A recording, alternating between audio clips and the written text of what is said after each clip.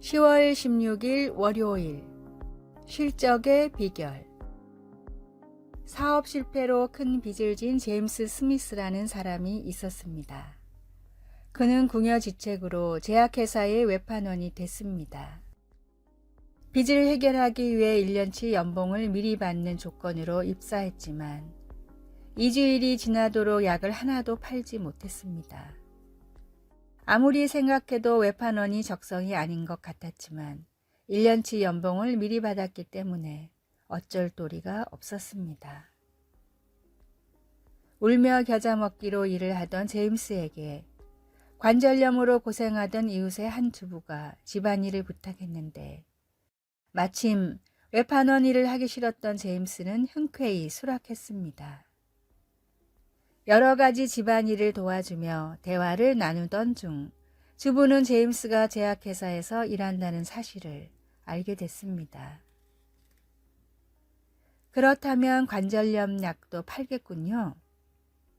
주부는 그날부터 제임스를 통해 비싼 관절염 약을 정기적으로 주문했습니다.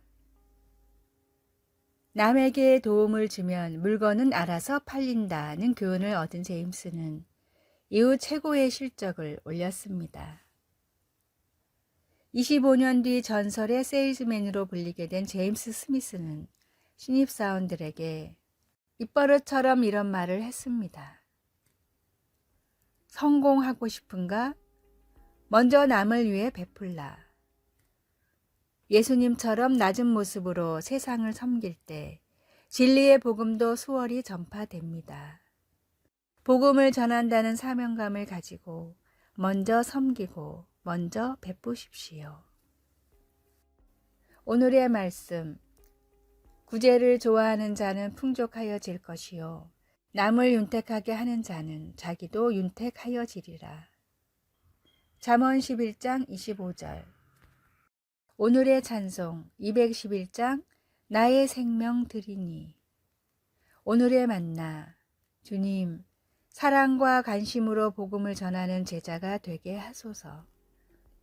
전도하려는 이웃에게 나의 최선의 도움을 드려보세요.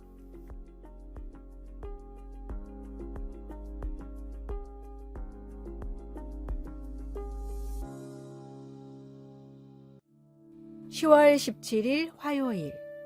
울타리를 옮겨라. 어떤 목사가 잠을 이루지 못하고 있었습니다. 제2차 세계대전이 격렬해지자 미국 병사들이 찾아와 전사한 전우를 교회 옆 울타리가 쳐진 묘지 안에 묻게 해달라고 했지만 그는 교인들만 매장하게 되어 있기 때문에 그럴 수 없다고 말했습니다. 그래서 미군들은 사랑하는 전우를 울타리 바로 밖에 묻었기 때문입니다. 그런데 다음날 아침 군인들은 무덤을 찾을 수 없었습니다. 어떻게 된 일입니까?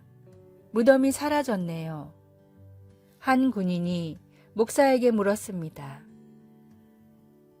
목사는 아직 거기 있습니다. 라고 하면서 혼란스러워하는 군인에게 이렇게 설명했습니다. 제가 안 된다고 말한 것을 후회했습니다. 그래서 어젯밤에 일어나서 울타리를 옮겼습니다. 우리가 구할 때 하나님은 인생의 어려움에 대한 새로운 생각을 주실 수도 있습니다. 그것은 바로 억압받는 이스라엘 백성들에게 선포한 선지자 이사야의 메시지였습니다.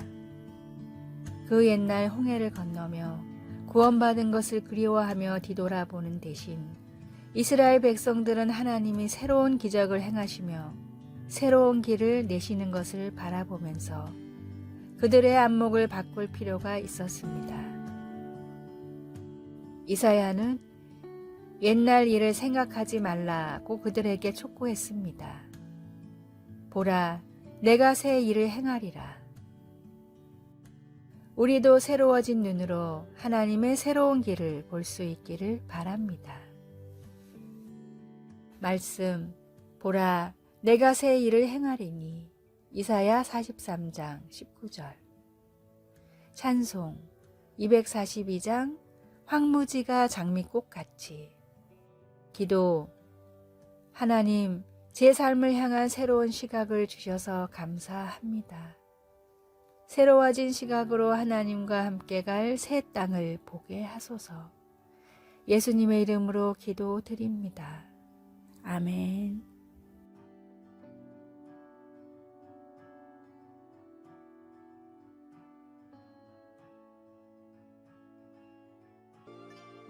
(10월 18일) 수요일.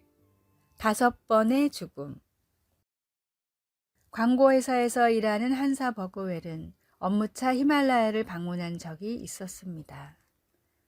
그때의 방문으로 히말라야 문화에 푹 빠지게 된 그는 지역 문화에 대해 공부하기 시작하면서 다음과 같은 부탄의 속담을 알게 됐습니다.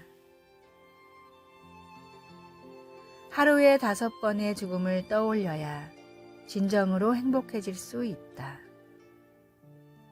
이 속담을 잊을 수가 없었던 버그웰은 하루 5번의 시간을 정해 죽음에 대해서 생각하기 시작했습니다. 그런데 이상한 일이 일어났습니다.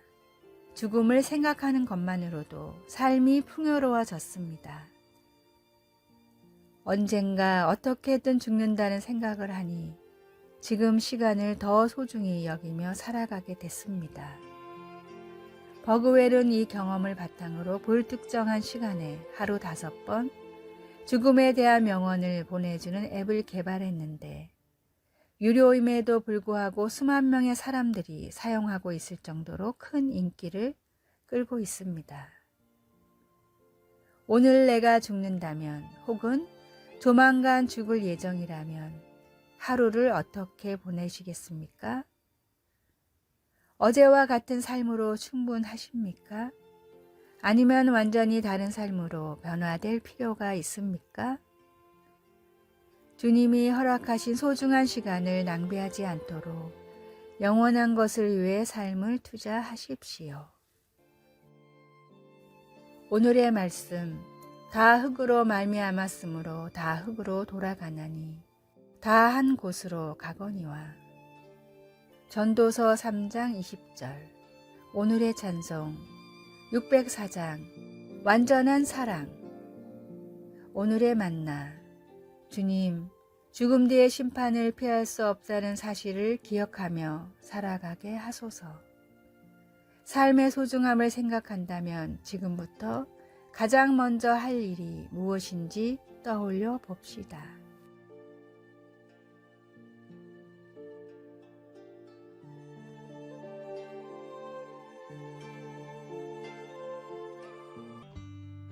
(10월 19일) 목요일. 예수님 안에서 강인함. 루이 잠페리니가 타고 있던 군용기가 전쟁 중 바다에 추락해 탑승자 11명 중 8명이 사망했습니다.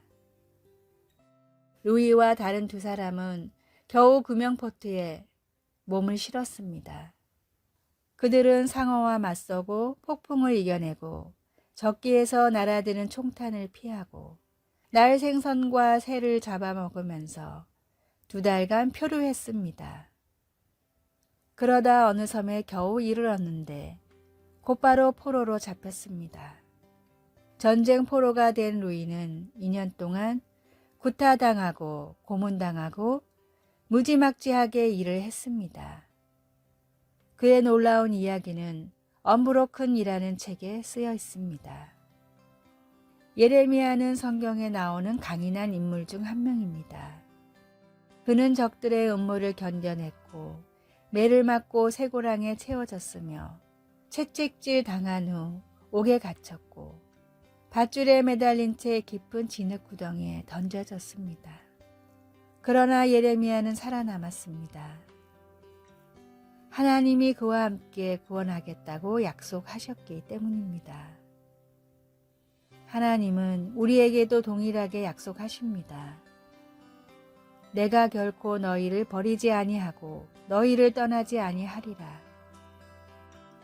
하나님은 예레미야나 우리를 문제로부터 구해주시겠다고 약속하신 것이 아니라 우리가 문제를 헤쳐나가게 해주시겠다고 약속하셨습니다.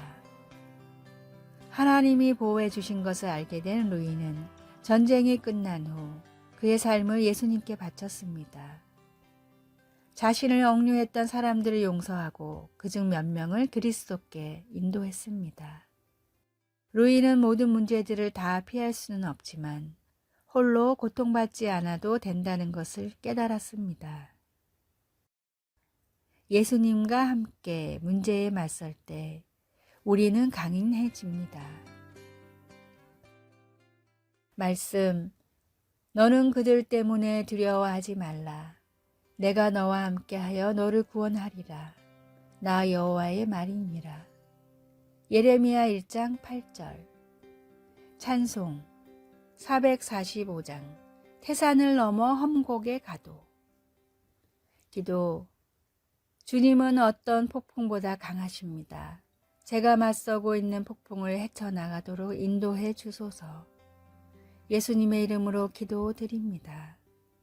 아멘.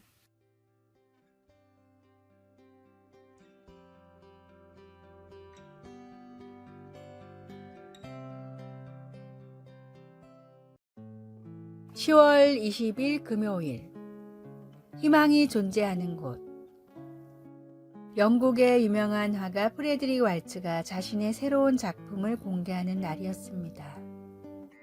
어두운 지구 위에 비파를 가슴에 끌어안고 쓰러져 있는 여인의 모습은 금방이라도 숨을 거둘 것 같았습니다.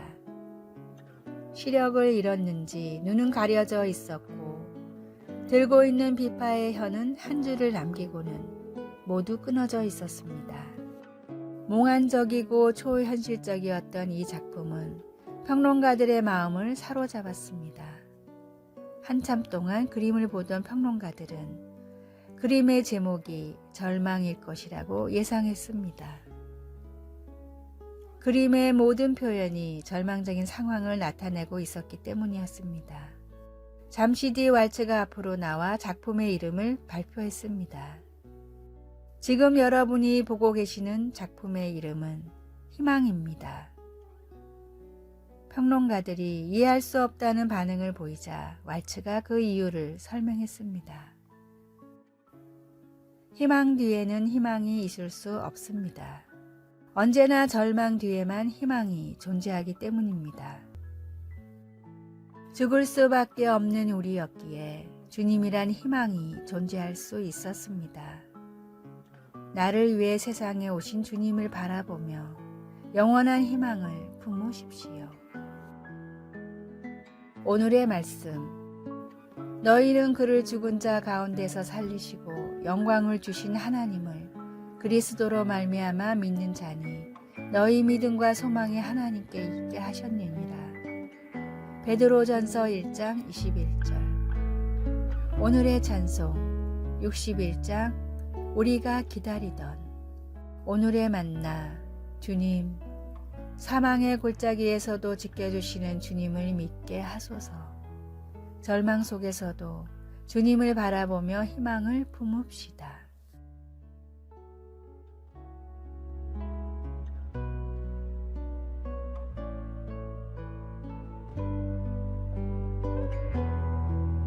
아래의 빨간색 글자 구독을 누르시어 더 많은 전도의 열매를 맺으시기를 기도합니다.